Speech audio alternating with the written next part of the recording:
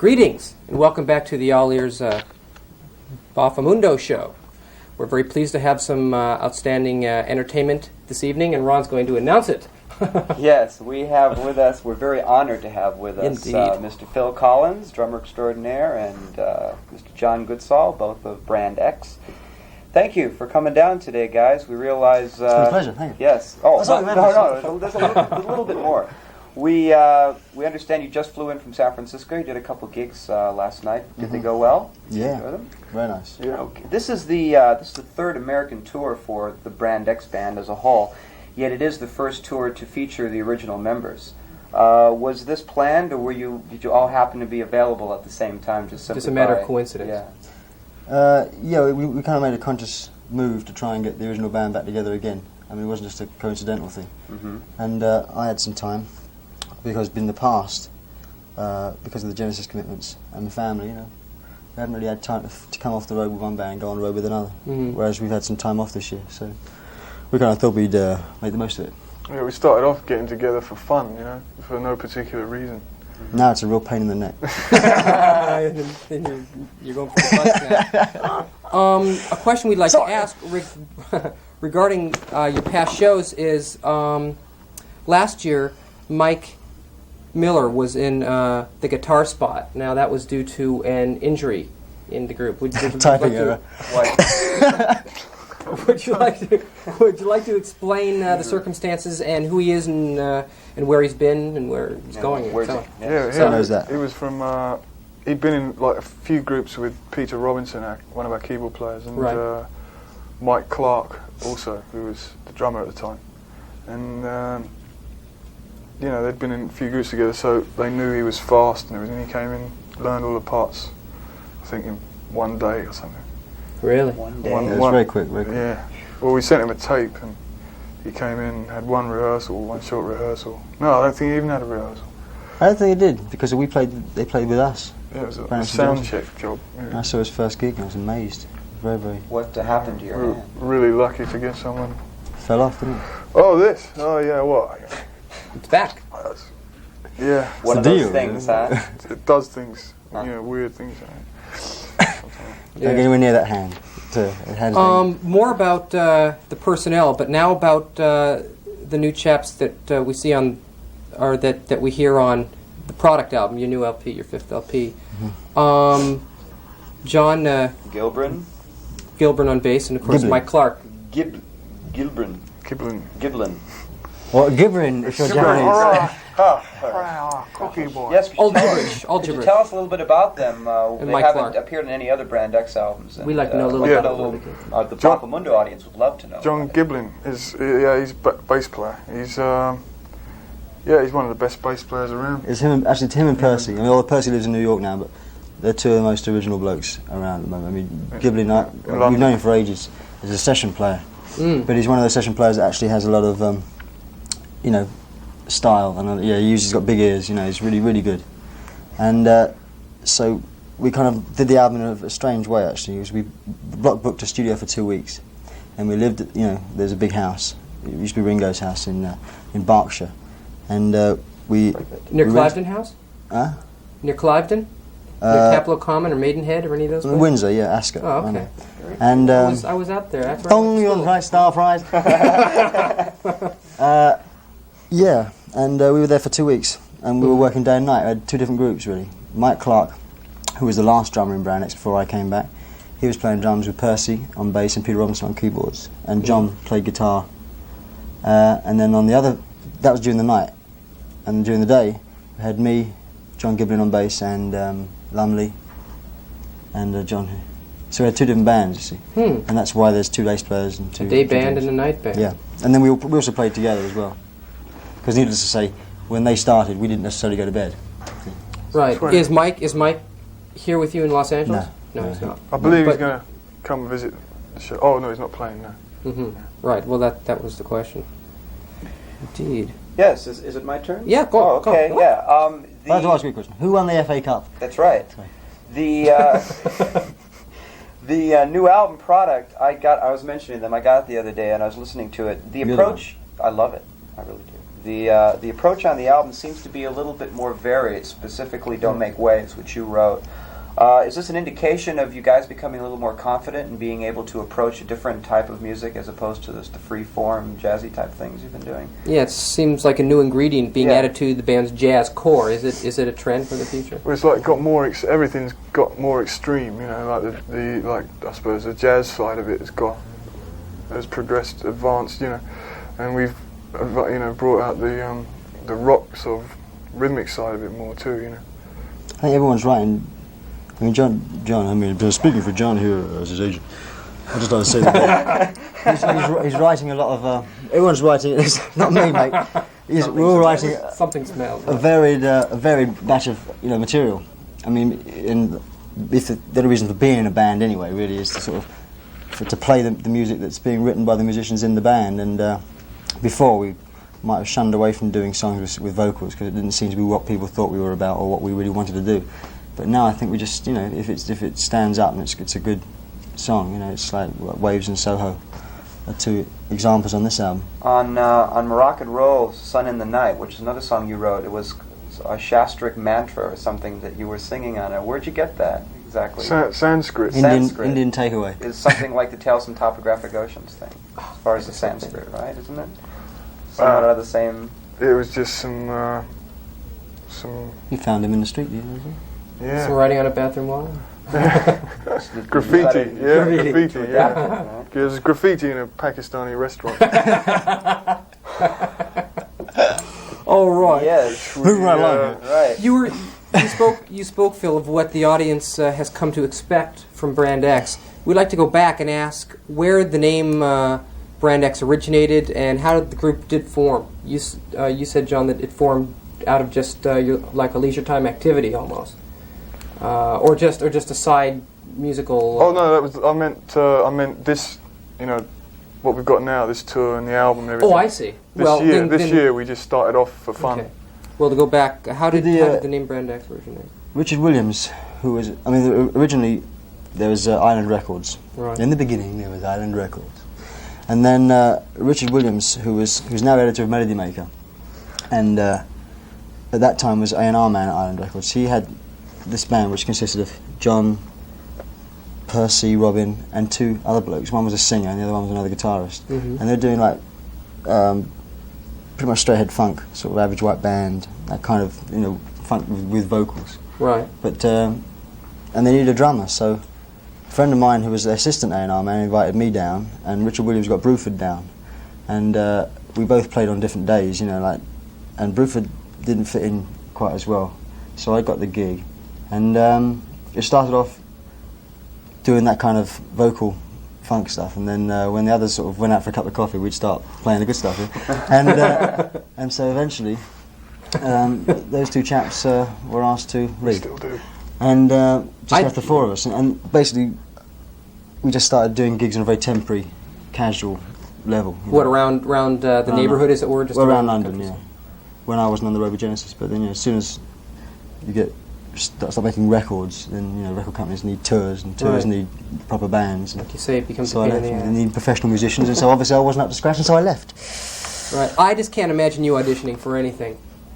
Oh yeah. It's amazing. I had audition to get in here. Against somebody, and so-and-so didn't do so well, so you cut it. We spoke to Andy Ward of Camel when the band played here, and he told us a funny little story that happened when... I've still got the scar to put it. When Andy played percussion for Brand X one night, he said something interesting happened. Could you tell us your side of that story? The mishap. Well, I didn't touch her. She was nothing to do with me. And the fact No, that isn't what he said. I have documented proof right here on this paper, and other photographs. He must be talking about... no, he was... he got it in his zipper. It's okay. It's okay, really. It's not what you think. He was set up behind me, and there's this two-tier stage, and the cymbal just fell off and nearly cut my head in two. So, of course, after he got up off the floor... Fixing it up. He can't see the joint, can you? No, we've had a lot of percussionists in Brand X, yeah. Sorry, so I'll get you another. Andy Ward, you've had him, Bruford, yeah. Preston. What's Pert? Bill Bruford played percussion for you guys. He was playing percussion with Brand X when when we asked him to join Genesis. It was the same. He was the first the first extra, Yeah, he was. Yeah. percussionist we had. Bill Bruford. He came he had a big rig with gongs everywhere, didn't he? Big, Yeah, the same stuff he used in Crimson. Crimson. Yeah. Crimson.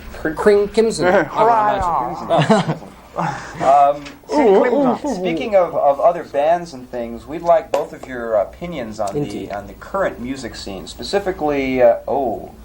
Wait. Go ahead. Specifically, Bill Bruford's band, UK, the Pat Metheny group, etc. And where do you think it's all going? And this is including, of course, your approach to like 80s music or whatever you want to call it, something that you enjoy doing. Contemporary music. Pat Metheny group is great. One of my faves. Really? Really? The group. Pat Metheny, yeah. Yeah, it's a great band. I've not heard Bill's band, actually. No, I mean, we've seen each other a few times in the last couple of months, but he was literally just off to the States with the band. Right. And I've not seen it. I've not even heard his new album. And UK, I've never Check seen it out. It's great. Oh, yeah. It's fabulous. Yeah. In fact, we're playing a cut in the car from the first album. Oh, yeah? Yeah, it's very excellent.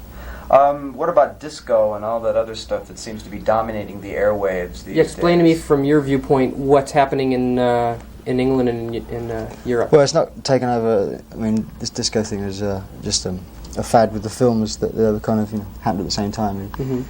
I mean, over here there are total disco stations, which, I mean, this is the first trip that I've made like in a year to the States, and it's very noticeable.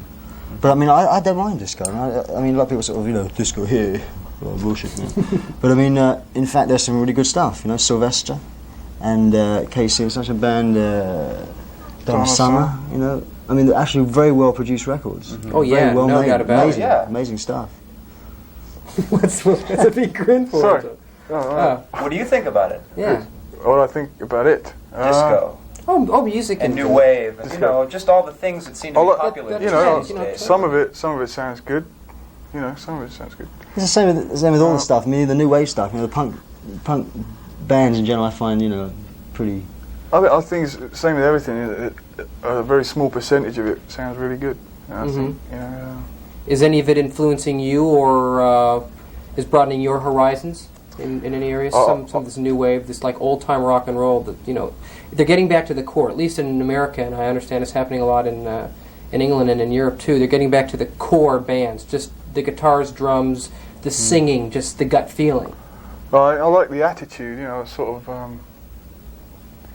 But not really. I'm more influenced now by music from here. Really? Such as.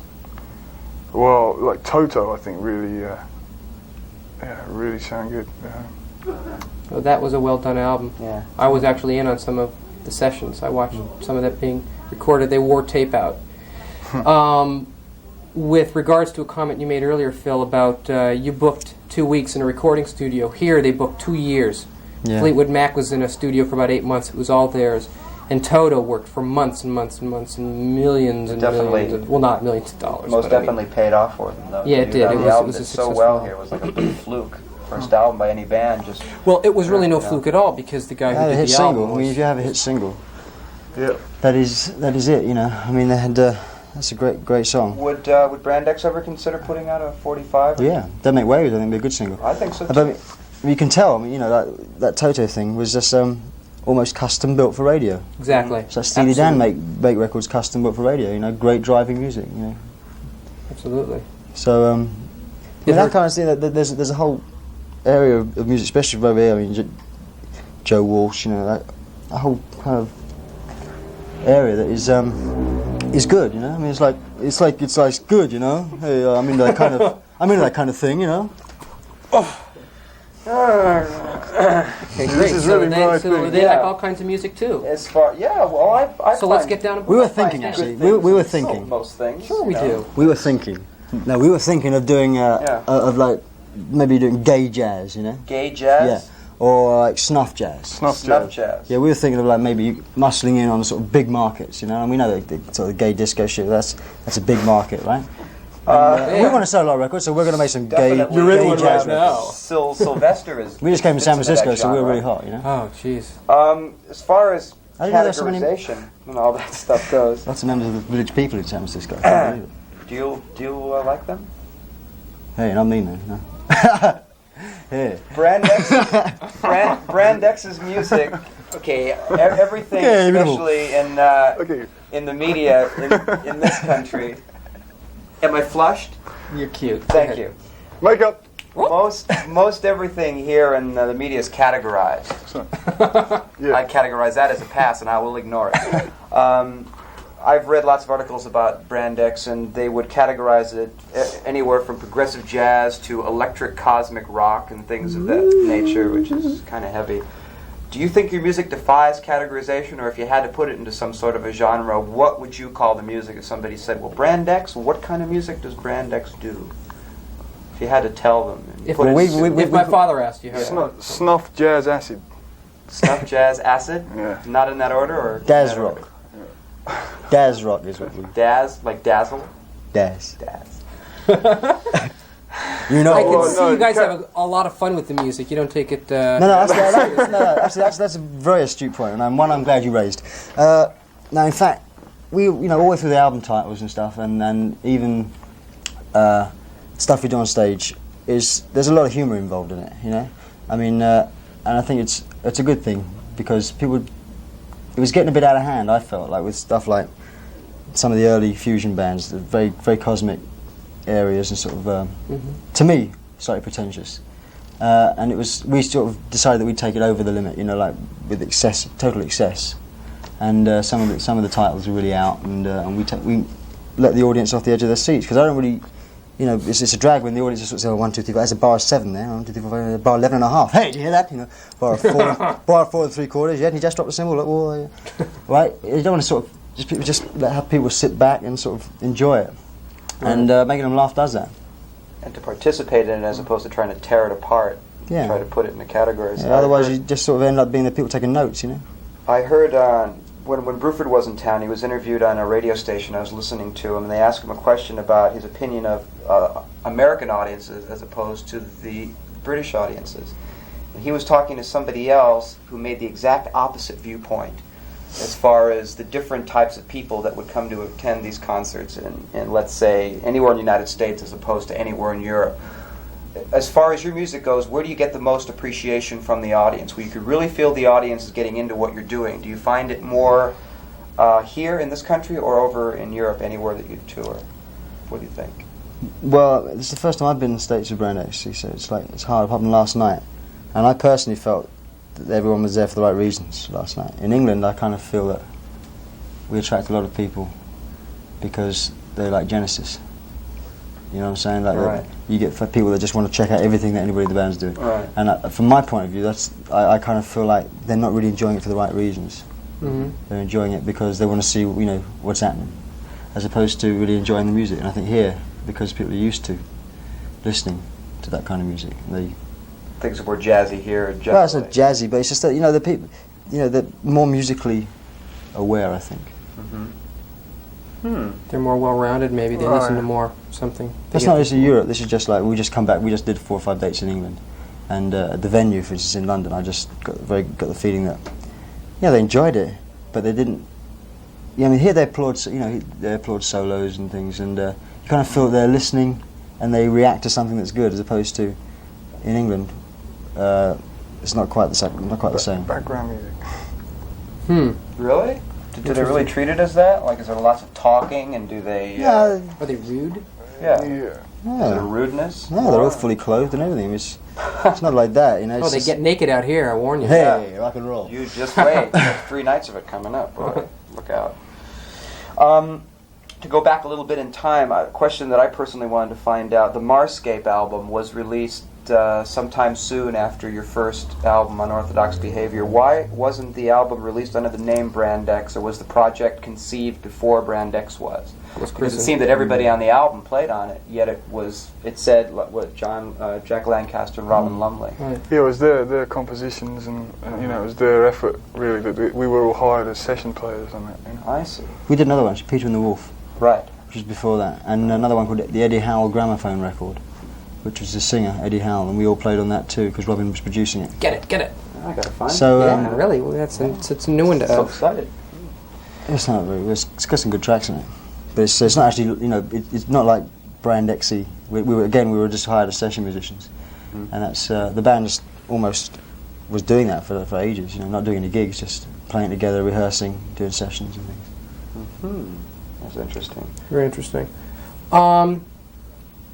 With regards to the show, you say that you want to mix in a little bit of humor. In the past Brand X shows, of course, you haven't been here in America, the shows that we've seen, it was quite intensely musical in the sense that there wasn't a lot of repartee, a lot of chatting from the stage and so on. Are you going to loosen it up? Is it a looser tour this year? Yeah, it definitely is. Yeah, like it's back to the thing about taking it too seriously and all that. It's like it doesn't look like fun. I don't think it conveys that much pleasure. So you're basically out to try to have a good time. And Well, yeah, I mean, what you're doing. the music, when we actually take the music very seriously, I don't want to give the impression that we're like, yeah. Last night. That's very precise. Hey, no, actually, it was really, we do take the music seriously and we play it properly, But it was just that in between, there are moments of excess during the tunes, But mainly it's just in between tunes, It's like, it's a moment to relax everybody rather than sort of, well, the next tune is, Cosby, if you all join hands and sort of, it's nothing like that. Well, you'll find the Roxy audience a flexible one, and I think that they'll really appreciate, a nice, easy time. Oh, yeah. To be able to Great. to enjoy it in that way. Anything else? Yes, Okay. I have a question. By the way, what is happening with the rest of Genesis as far as what they're doing? I heard that there's going to be a couple solo albums. Yeah, they've been done. Mike and Tony have both done them. And they're out either this month or next month. Is Genesis going to be working together again soon? Yep, I get back on the 1st, and on the 3rd, Genesis start rehearsing. I'm going to move out my bedroom, and they're going to move in. And I'm into the spare room, and they're going to be rehearsing at my place, and we're going to be thrashing things around for about 5 weeks, going to Sweden, in ABBA's studio to record it, come back, mix it, Christmas, English tour, American tour. Speaking of ABBA, they just played in Los Angeles too. They're staying at our hotel? Yeah, they're still staying there. at that hotel. I'm just are they really? trying to get a little hole in the wall, Can't say where they're staying. All the girls that come down with a glass against it. A little shot glass. What does Tony and Michael think of Brand X? Not necessarily. Tony came to the one of the gigs in London. I mean, they're very pleased as far as I'm concerned. I mean, it's not like, hey, it's not like the mistress and the wife, I mean, it's like everybody, everybody's pleased from that side of things, that I'm doing it and I enjoy it and it gets another side of me out. So there's no like, there's not like the other band, like the other woman. I mean, everyone's really, really friendly when we all get together at gigs and stuff. I was reading in the autobiography book by Armando Gallo that at first there seemed to be a little bit of this. I don't know why I'm laughing. I don't understand that. Seemed to be a little bit of animosity. Yeah. Excuse me? I said you're happy. Okay. Couldn't tell me that. I wouldn't know. Seemed to be at the time when you were getting involved in Brand X, there seemed to be a lot of friction in the band, in Genesis at that time. Did it take a while for that to blow off to where it was very comfortable for you to be able to work in both? Well, yeah, the mediums? friction wasn't because of Brand X. I mean, the friction was, it came at the same point when we were doing The Lamb, and I was feeling a bit frustrated that people were writing about the costumes and sort of getting off on what Peter wore rather than the music. Right. And at that time, coincidentally, I met this band with enormous tits, which was Brand X. And, we got together, and it was like one of those things, well, this is really what I want to do.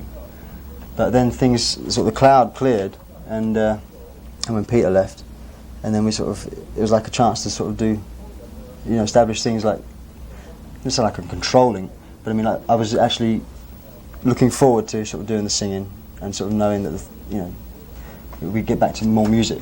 So that was only friction. It was nothing to do with the fact that I'd suddenly started playing with Brand X. It was just that all that thing was going through the band at the same time with Peter leaving. So, John, wake up. You're back in this again. Short test off. We know that Phil has sort of a balance between his Brand X and Genesis, and he does one when he's not doing the other, and he has his whole scope. Do you do any other things other than your Brand X work? Do you write for any other artists? Are you a session player in England? Do you bop around and play with various people? Yeah, I write a lot. I do sessions. I get I get asked, like someone with the management or or Robin or someone, a producer, would ask me to do a session that they think would suit me, like it would be, interesting to do. But I don't do a lot of sessions.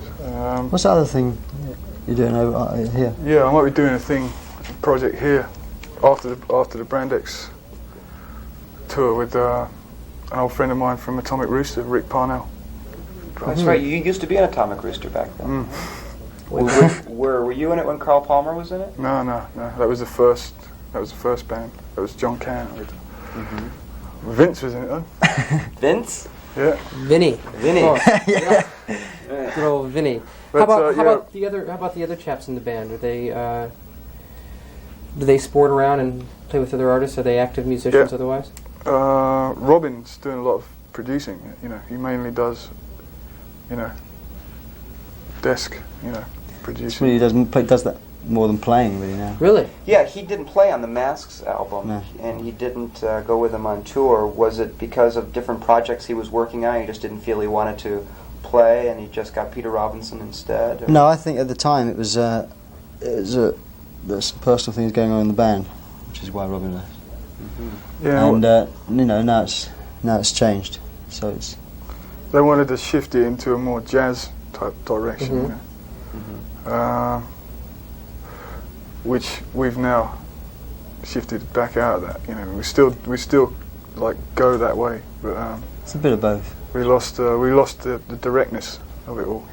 You guys, do you treat Brand X as an album-to-album thing, like you take a single day at a time, or do you really see a future for it? I mean, from here on out. It is taken on a pretty casual basis. I mean, we've had about 2 or 3 months of intense work. Like everyone flew in. I mean, like Peter lives here, Percy lives in New York. Everyone got together, and we rehearsed as 2 different units. And then we went down to this house for 2 weeks and rehearsed to record. And then we mixed it and finished it in about a month. Right. In another month, where we were living in a different place together. So I mean, it was pretty much intensive stuff up until the end of this tour. And after that, I mean, there's enough material in the can for maybe another album and a half, really. Great. So, But, as far as touring's concerned, I mean, we just take it from. Yeah, we like, hopefully we want to do it. When we can get everyone together free and all the time. We want to do it like once a year, get together, rehearse, and do the same thing. Just do it once a year. Just keep being around. this is just a short tour, right? Where to from here? After LA? Chicago. Chicago? Chicago. And then up into Canada and then wrap it up or something? New York, Toronto, Philadelphia. Okay. All right. Well, it's time for us to wrap. Yeah, I do the believe. band is going to be at the Roxy this weekend, tonight, Saturday. Well, we're filming on Friday. This Yes. show will be shown tomorrow, Saturday. Tomorrow night. And we So will be there to after the see you show, guys head down there tomorrow night. and you can scalp a ticket and check them out. Yeah, we thank you very much. We wish you the best Being of on the luck. show. Thank you. Thanks for having Phil us. Collins, Thank you very, very John much. Goodsall. All right. Okay, All good. right. Okay, Yeah. team. Go. Okay. Go. From the Thank you. Boffomundo show, we'll see you all next week. Good night. 2 weeks. Good Sleep night. tight. Peace. Peace.